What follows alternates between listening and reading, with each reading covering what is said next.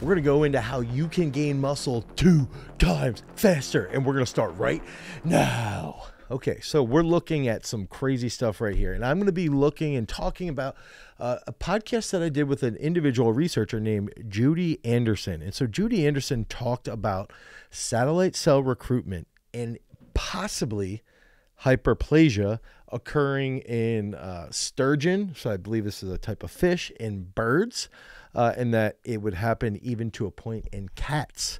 So there's a lot of animal models that have been done. And so when I did this podcast, this is back 2020, 2021, Judy went into depth about how hyperplasia does happen and things along the lines of mechanical tension, how this can impact not just growing the size of the muscle cell, but also getting the muscle cell to split and create more muscle fibers. Okay, so this stuff is very, very interesting, and a lot of it she talked about related back to putting a lot of stress on a bird's wing. So let's say you put a bird and you load the bird and you stretch this bird's wing for like 2 to 3 days. I know it sounds horrible, and it is horrible, so that's a trigger warning for anyone who's going to be bothered by this. 2 to 3 days of massive stretching that's loaded would then lead to actual hyperplasia within those animal models. And I think that what makes that interesting, okay, and we can even look at here, morphological observations supporting muscle fiber hyperplasia following weightlifting exercise in cats. So what we're looking at is cats lifting weights. That's right. Just envision a cat getting swole, getting a pump, hammering leg presses, and doing benches for sets of 20. Although exercise-induced muscle fiber hyperplasia has been demonstrated through direct fiber counts following nitric acid digestion of muscle, morphological studies to determine the mechanism of hyperplasia have not been performed previously. So they don't really understand why this was happening. And this is back in 1992. So it'd be interesting. I think it would be hard to use animal models in this case. I don't think we could use human models in this case, but in this study, light and electron microscopy were used to evaluate evidence of muscle fiber splitting or de novo formation of new muscle fibers. So that's muscle hyperplasia. Since both fiber hypertrophy and hyperplasia right here may result in alterations of the muscle nuclear populations, myonuclear number, and satellite cell frequency were assessed quantitatively to determine their role. So what we're looking at is we're saying, okay, this is a muscle fiber, it has a myonuclei, and then if it would split and it would turn into 2 muscle fibers, it would then have 2 myonuclei. So it would actually be 2 fibers now. Okay. So now satellite cell donation is a whole nother discussion. And this is where a lot of what Judy was talking about factors into this. Now, satellite cell frequency was unchanged following exercise. I want to get into the cat aspect here. So satellite cell activation appears to result from increased activity, and these findings confirm previous studies demonstrating muscle fiber hyperplasia following weightlifting exercise, and suggest that de novo fiber formation is a major mechanism contributing to muscle fiber hyperplasia. So I wanted to talk about this mainly because this is going to get us into what's really at bay or at discussion here now in 2025. So in 2024, 2025, there's a group from Germany that is researching, is it possible with stretching to induce some type of hypertrophy, and then possibly there might be some theoretical things that we're looking at outside of that could possibly lead to muscle fiber hyperplasia.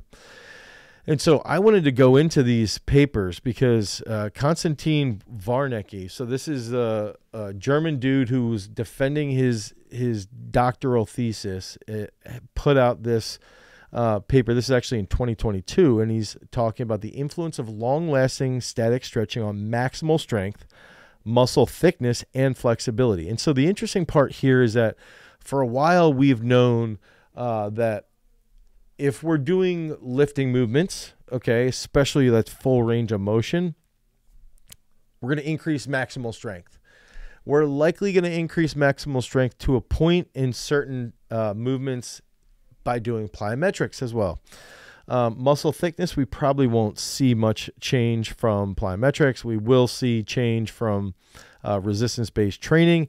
And then when we're looking at flexibility, meaning the passive range of motion of a joint, and I believe even an active range of motion from a joint, we would see an improvement based off the literature. We would see an improvement in those qualities, and especially with flexibility, from resistance-based training if we're going through a full range of motion training protocol. Okay, and I can anecdotally speak to this in the sense that we will have athletes that come here.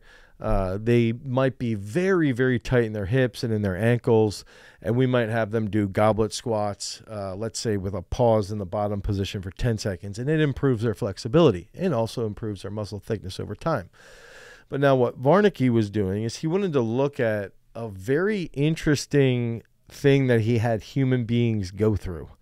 Okay, and this is where it gets pretty freaking wild. Okay, so he wanted to take groups of individuals, and instead of having them do just resistance-based training, he wanted to see if they would be put into some type of cast to a point, manipulative cast that would stretch their specific joints for them for an extended period of time over a time horizon of 12 weeks.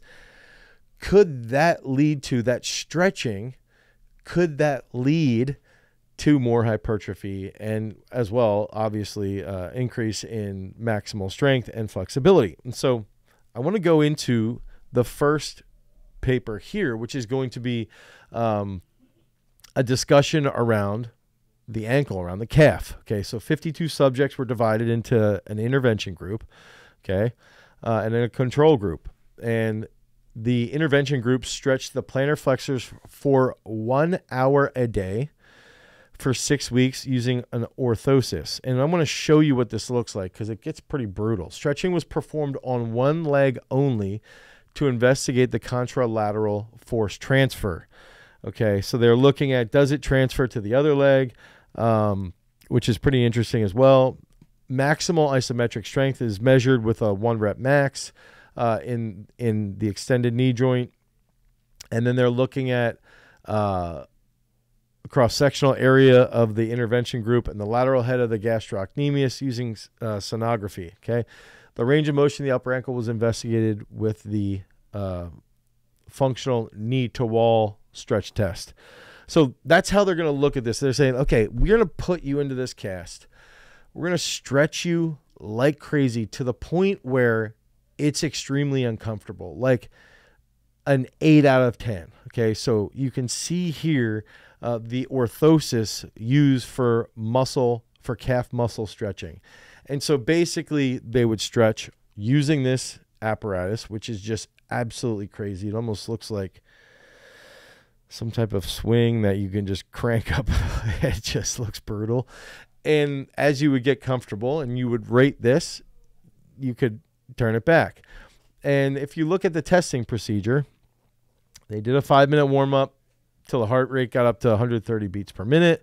There was a pre and a post test, and they're actually using, this is before they would actually do the stretching. So that was for the test of maximal strength here.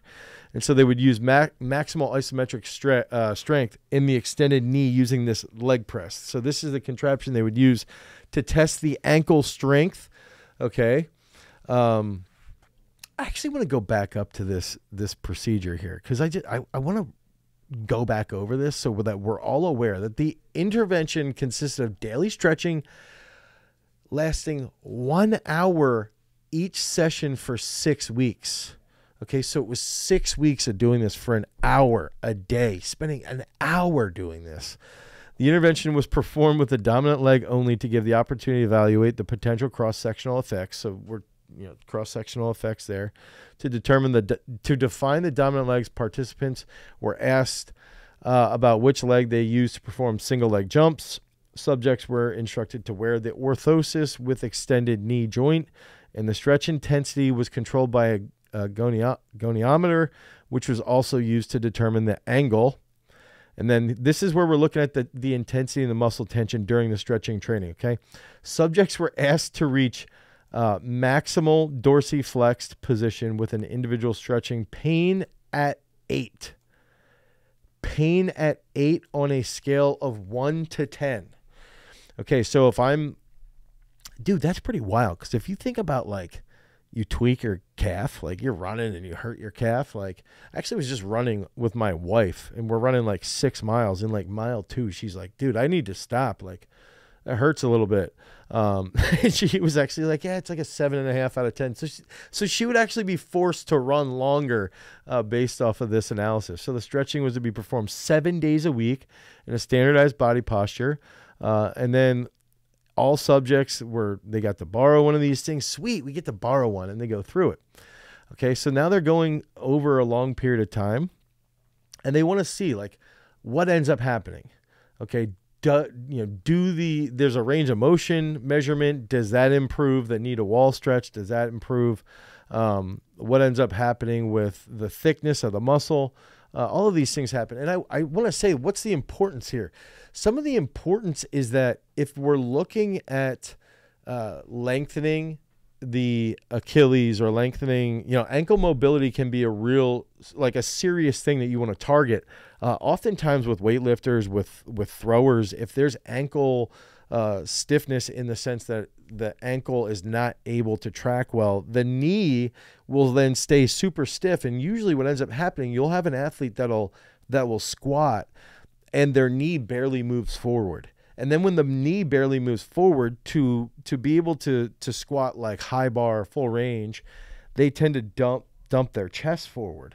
Okay, so you can even see this in somebody who snatches if they do a snatch and they have tight ankles, they tend to put their chest forward, and then that puts a lot of stress on their shoulders.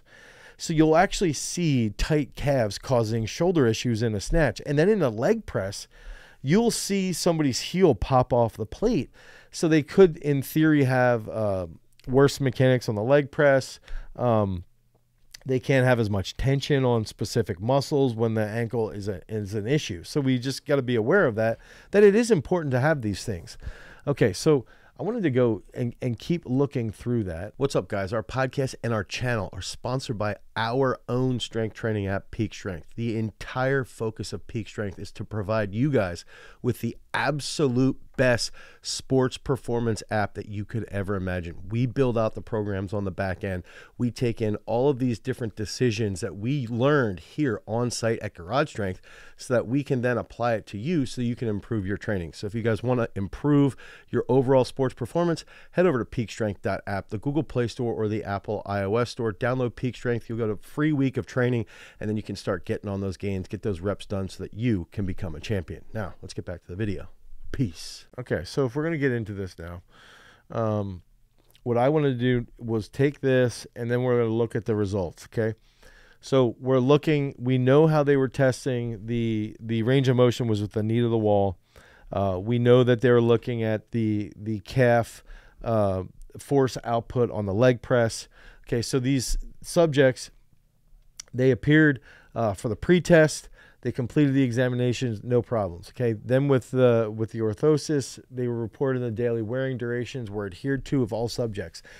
So they're saying that out of those, let's say 26 of these individuals actually they followed through like 7 days a week, 7 hours a week, just massive amounts of pain, which is crazy.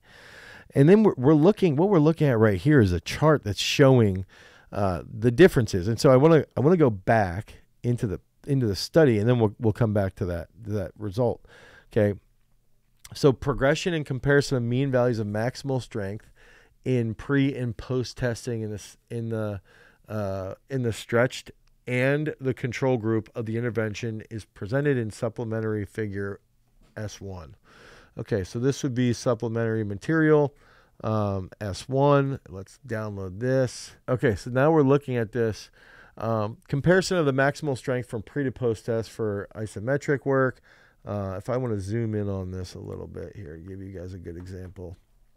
I'm going to show you here where we can see it seems to be, based off of this, substantially higher. Comparison of muscle thickness. So we're seeing that the muscle thickness to the control leg also rises. Power output, the strength also rises. And so now we're starting to see, like, this is pretty freaking crazy in my opinion, because basically this is saying that they showed significant differences for the mean differences between pre and post test values in the different muscles here. There was no significant difference between that could be determined between the control leg and the control group, as well as the control leg. And yeah, okay, so between the leg of the control groups, no significant of the contralateral, nothing really showed tremendous difference. For maximal dynamic strength, there was significant differences for the mean differences between pre and post test values in these groups, and there was no significant difference could be determined. Okay, so I want to go back up here. Now, I wanted to go back on this a little bit, where we would look at what are the methods, the subjects, and looking at the actual individuals that they were analyzing. Okay, so they were performed to estimate the required sample size, showing a minimum total sample size of 36. 52 athletically active subjects were recruited from a sports study program, sports clubs, fitness studios. Participants were classified as active athletes if they performed 2 or more training sessions per week in a gym or a team sport previously. So decently trained, not super hyper trained, but decently trained. Subjects performing daily stretching, training, or similar activities like yoga, as well as untrained subjects, were excluded from the study. So anybody who was diehard was taken out. One participant was dropped out because of a sports-related injury of his knee joint. Okay, so that they go into that discussion. All participants were informed about the experimental risks and provided written informed consent to participate in the study. Okay, so that's good. Now I want to go into the daily stretching we talked about. They talked about how they would define the dominant leg. They go through all this, and what ends up happening specifically with these results. And so when we're looking at this, because they're even going into the range of motion and all these, and I think there needs to be a practical analysis of how we can implement this, right? So they end up going into they talk about static stretching for 1 to 2 hours. Is that reasonable? There was a significant improvement in maximal strength of the calf muscles, which was achieved by daily 1 hour stretch training. There's a big improvement in the isometric strength from the side that was stretched. An average increase of 1.4% was determined in the non-stretched control leg, while no significant increase was determined between legs of the control group. So they're even seeing a little bit of a contralateral overlay. We determined enhanced maximal dynamic strength via 1 rep max testing by 25 and 11%, so 25%. In both legs in the control group, no significant change in 1 rep max could be determined. For all maximum strength measures, large effect sizes were shown for interaction effect. Moderate correlations between maximal strength and the extended knee joint and muscle thickness in the pretest and between maximal strength values. So basically when they're going into this, they end up finding, okay, that stretching induced muscle damage is comparable to the effects of mechanical load, mechanical tension on strength training. And that's what led to the hypertrophy, and that's what leads to an increase in maximum strength, and an increase in range of motion is also attributed to an increase in serial sarcomeres. Okay, so they're looking at measured cross-education effects could be explained by central neural adaptations due to the stimulus of the stretched muscles. So essentially what they're looking at is they're trying to say, and this is where I want to get into, because I want to go into a couple other papers, because there's another one that goes into stretching of the pecs. There's another one that goes into some of these other aspects. And then I want to revert back to what we talked about with Judy Armstrong, and then how we can apply this into our own studies. And so they say, they go through this, and they're basically like, look, like, you're going to get freaking stronger.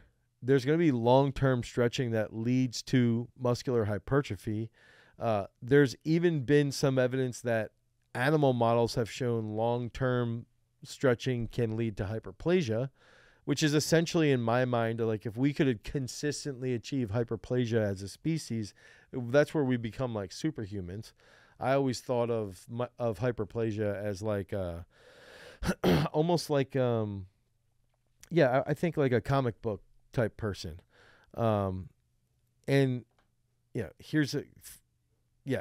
anyway, so when we're looking at this, and then we're going into straining, so I think the big aspect is, is this something that has been shown in other studies? Okay, so that's like the first step. Then after we look at some of these other studies, basically, how can we apply it? Okay, and I do want to go into some of the aspects that we see in stretch mediated hypertrophy occurring with, when we have our elbows in an overhead position. We've seen research where triceps are lengthening and getting stronger and growing faster than if they aren't in an overhead position. And a lot of that has to do with the stretch of the elbow flexor. Okay, so in that case, we know that there's ways to apply this. That's something that we do inside of our strength training at Peak Strength. We take things like this and we take research and we say, okay, if we can put this into practice and we can get athletes to pause for long periods of time, or to stretch post-workout, or to hit full range of motion training, we can increase their performance relative to if they weren't doing that. That's what we do inside of our strength training app, Peak Strength. You guys can head over to peakstrength.app, the Google Play Store or the Apple iOS Store. You can download Peak Strength and then get into that and start your journey to become a better athlete today. Now, so in this specific paper here, stretch training induces unequal adaptation of muscle fascicles and thickness in the medial and lateral gastroc. Okay. So here we're looking at plantar flexion torque was measured and voluntary activation was assessed. Muscle thickness increased 5.6% after 6 weeks of stretch training. The fascicles lengthened to a greater extent in the lateral gastroc than in the medial.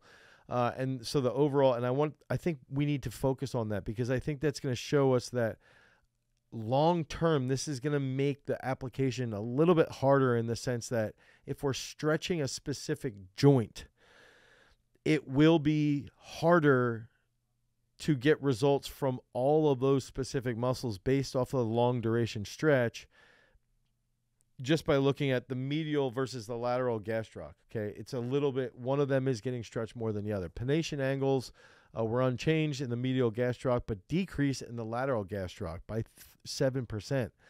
So, when we're looking at this, it demonstrates that stretch training is a viable modality to alter muscular architecture, lengthening of muscle fascicles, decreasing pronation angles, and increasing muscle thickness. So we can see, based off the ankle, you can freaking stretch it pretty well.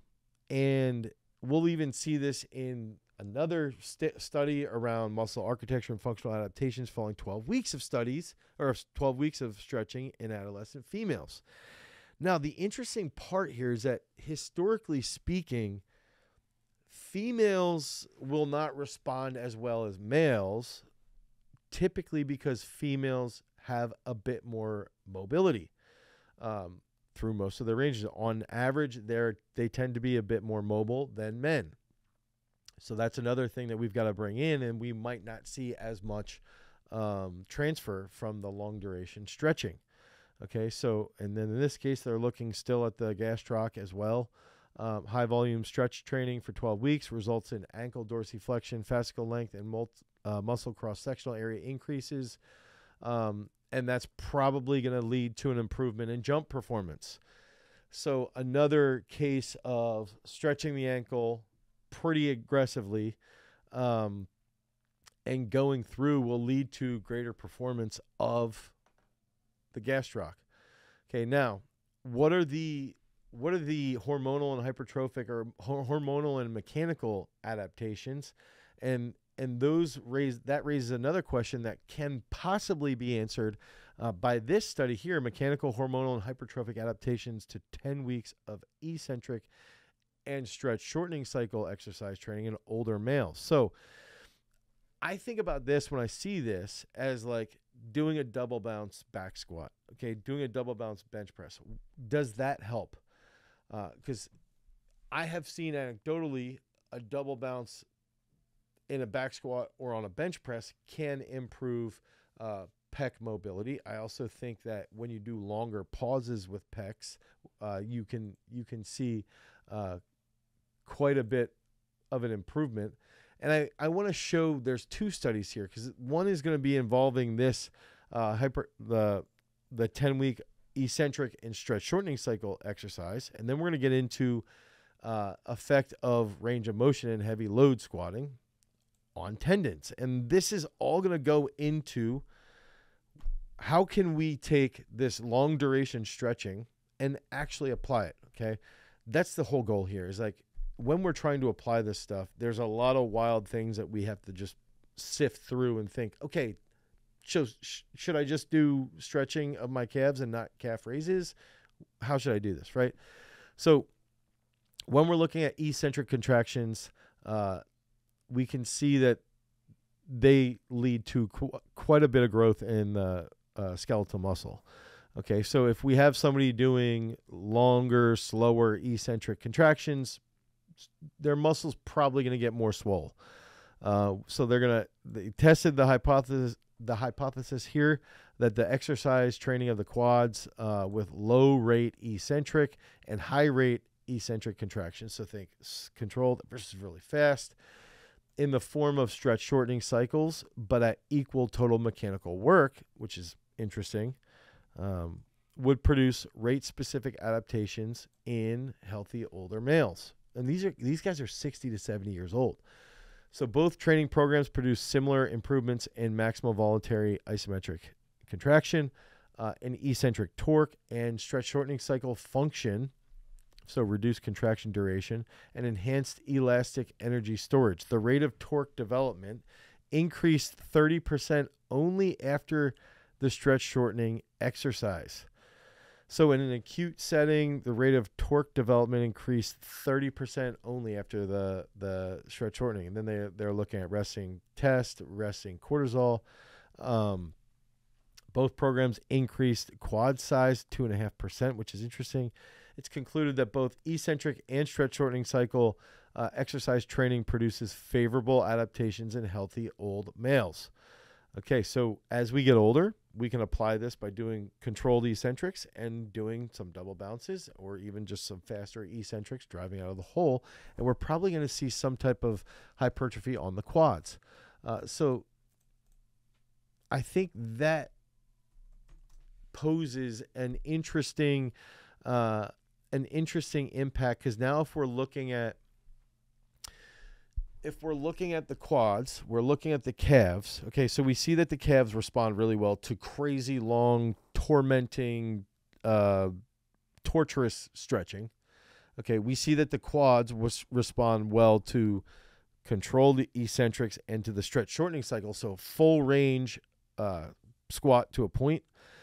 Now we can look at the pecs.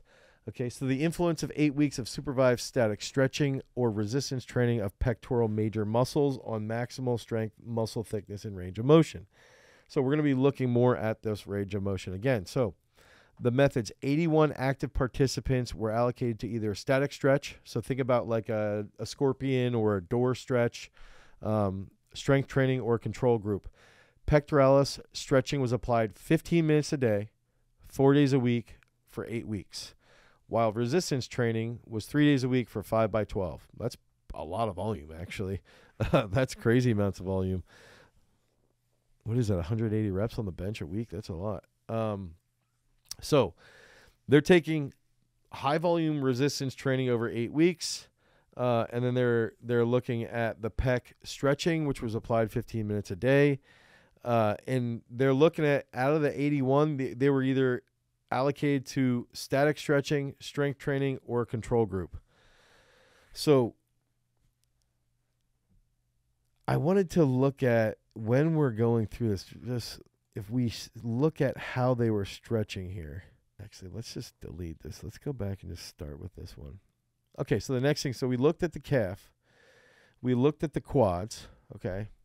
And now we're looking at influence of 8 weeks of supervised static stretching or resistance training of pec major muscles on maximal strength, muscle thickness, and range of motion. And this is done last year, January 19th, 2024, okay?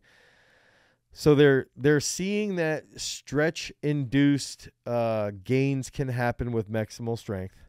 And they can see that stretch-induced hypertrophy happens in specific muscles. And they want to compare this with resistance training routines. Okay, so they understand that. So they're taking these 81 dudes, and they're either doing static stretching, strength training. There's a control group.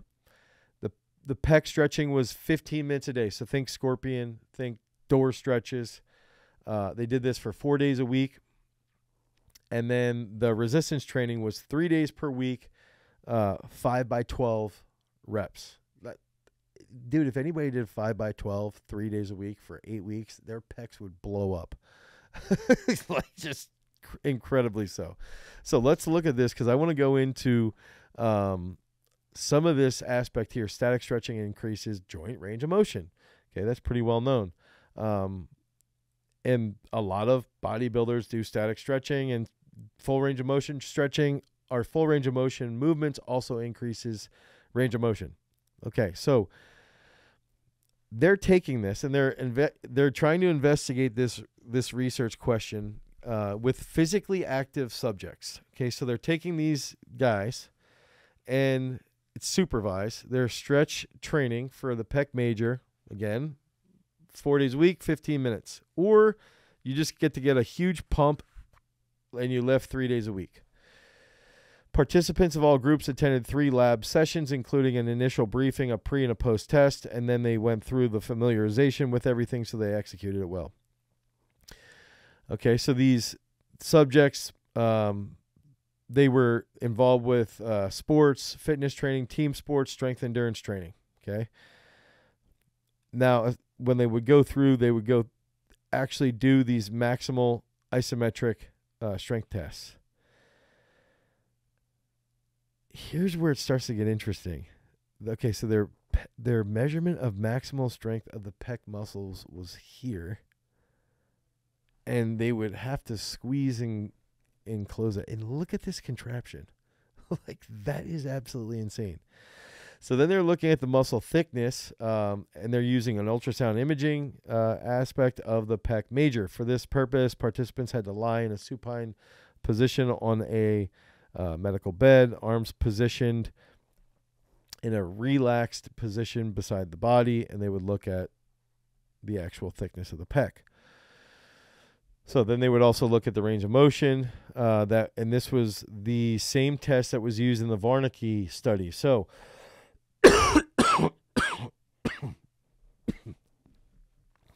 that's interesting, the shoulder test that was used in the Warnke study from 2023. I don't want to get too off track here. Okay, so I'm going to click. I just clicked on that, and I wanted to see, yeah, basically this is just another Warnke study on a home-based stretching program on bench press maximum strength and shoulder flexibility. So this Warnke dude loves stretching. So remember, Warnke is the same guy that was in charge of the calf stretching, and then he created another study on the effects of a home-based stretching program on bench max and shoulder flexibility. So basically, if we do a lot of stretching, does the max go up and our mobility increases? And real quick, There was a large magnitude increases in maximum dynamic bench press 1 rep strength 7.5%, and shoulder range of motion increased by almost 10% following static stretching of the ice of the pec major for 15 minutes a day for 8 weeks. Wow. Okay, so getting back to this one, I want to just come back up here because we're seeing that Warnke is also involved on this, but he's not the lead on this paper here. So this dude just loves stretching on muscular hypertrophy. Okay, so participants in the stretching group performed supervised, continuous 15-minute static stretching 4 days a week for 8 weeks on a stretching board. This was based on the protocol described by Warnke. For the stretching, the participants were positioned on a bench with shoulders externally rotated and arms abducted at 90 degrees. To avoid a hollow back, the legs were placed against a wall.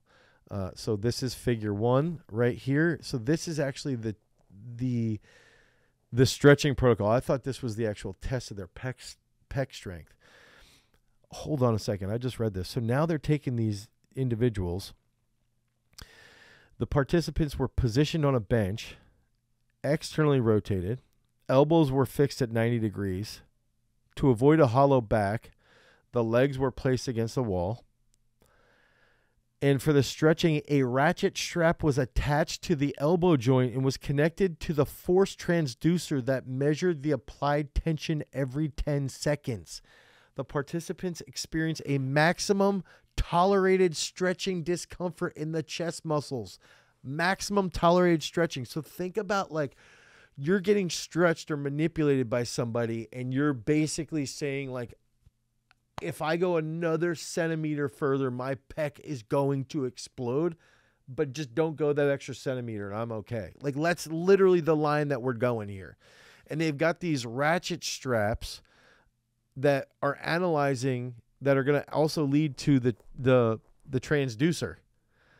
And an automatic ratchet strap was used to retighten continuously to counteract relaxation-induced mechanical tension loss applied to the muscle. Holy crap. Dude, this is crazy. So somebody should check on this Warnke dude. So if we're looking at this, to contrast high-volume stretch training to commonly performed resistance training, participants of the strength training group performed standardized resistance training of the chest muscles, assuming the butterfly machine exercise to target the pec major.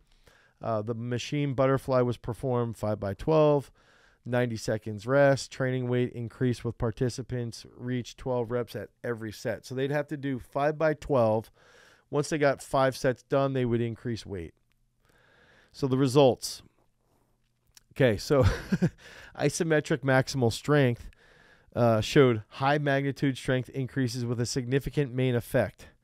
Okay, and a group time interaction. So no significant differences were obtained between the stretching and strength training groups. So muscle thickness, large magnitude hypertrophy effects were obtained with a time effect in a group time interaction. Range of motion. Large magnitude range of motion increases were obtained, and then relationship between muscle thickness increases in strength adaptations. Changes in max strength versus muscle thickness showed correlation as well. So this study compared the effects of 8 weeks supervised static stretching. As hypothesized, static stretching and resistance training showed comparable results.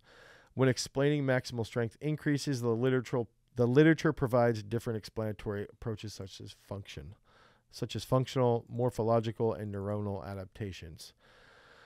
So when we're looking at this, it's basically saying, it happens, the muscles get bigger, the muscles increase range of motion, they get stronger just from this stretching. And they even go into some practicality. Stretching might be applicable at home-based training programs. There might be situations without the possibility to perform more effective resistance training. COVID-19 lockdown 10 minutes of daily stretching for the calf muscle prevented performance losses. So that's interesting. So basically what I'm seeing here, and this is where I want to actually get with all this because this took a while to get here. We know that Gagne talked about muscle fiber splitting and stretch in large avian muscles. That's where hyperplasia was occurring. Okay, so that was hyperplasia. That was stretching over a long period of time. We knew that cats were doing resistance-based training to a point, and that there was some hyperplasia in muscle fiber with cats. So we can see that, as wild as that is. Okay. We also know that from the research with Judy Anderson that when there's nitric oxide present and there's large stretching, there might be more satellite cell activation, proliferation, which might in theory lead to, at the very least, it's leading to myonuclear donation, okay, which is going to help you get stronger. Then we're looking at the calf stretching, okay. We're looking at calf stretching over at a 8 out of 10 for an hour. That would be absolutely horrific. Can lead to size and force increase. Okay, then we looked at the 8-week stretching protocols that Varnecke was forcing these people through, which is crazy. Okay, now what I think ends up happening is, one, I want to bring up that back in there's videos of our guys doing these isometric holds. We would do isometric holds on chairs for 5 minutes. So we would do 5-minute long duration isometric holds in lunges. And on a lat pull machine, on a pull-up, we would try to go to 3 minutes. And then we would hold dips and chairs. We would stretch our pecs for 5 minutes. And your arms would fall asleep, your hands would fall asleep, your abs would get sore. And we did this for probably about 2 years, and I never really saw a huge change. But we did this type of training, but only 5 minutes, not 15. So what I'm seeing here is I think there's a couple aspects of application. First, I think in all reality, it still would come back to finding in a traditional resistance-based setting. So let's say you're doing a back squat. You do a pause back squat. You know, I've seen Ian Wilson. I remember Ian Wilson did a back squat pause at 200 kilos for 10 seconds in the full range of motion. So I think something like that can lead to some stretch-induced gains. I think that if you're short on time, right, and you want to do some type of super lengthening of your hamstrings, let's say, you could do a elevated stiff leg deadlift. You hold it for 10 seconds, you stand up. Hold it for 10 seconds, you stand up. Those are ways that you can take this research on stretching and apply it. I think if you're using calf raises, let's say you're doing a traditional calf raise on a machine, you can let your calves go below, pause for 10 to 20 seconds, do a calf raise. I think if we're looking at, even if we're at home and you're on the steps and you only have access to some like chairs in the steps, you can do 15-minute stretching of the calf, really, if you wanted to, by lengthening that Achilles as much as possible. And in turn, you're probably going to see some gain in range of motion, which is good. Because then if you get on a leg press or you're doing some other movements, you'll see that transfer well. I also think if you're at home or if you're traveling, I was thinking about, oftentimes if I'm flying, when I was at the Olympics, you think you're at the Olympics that you would have a lot of time to actually train, but really you only get to train like 30 minutes in the morning because your whole day you're just moving the whole time. So I was thinking when I was at the Olympics, I probably could have done some crazy pec stretching, some calf stretching in the morning, got that done, and I would be done for the day. I could move on, and that would lead to greater bone density. That would lead to greater adaptations in strength.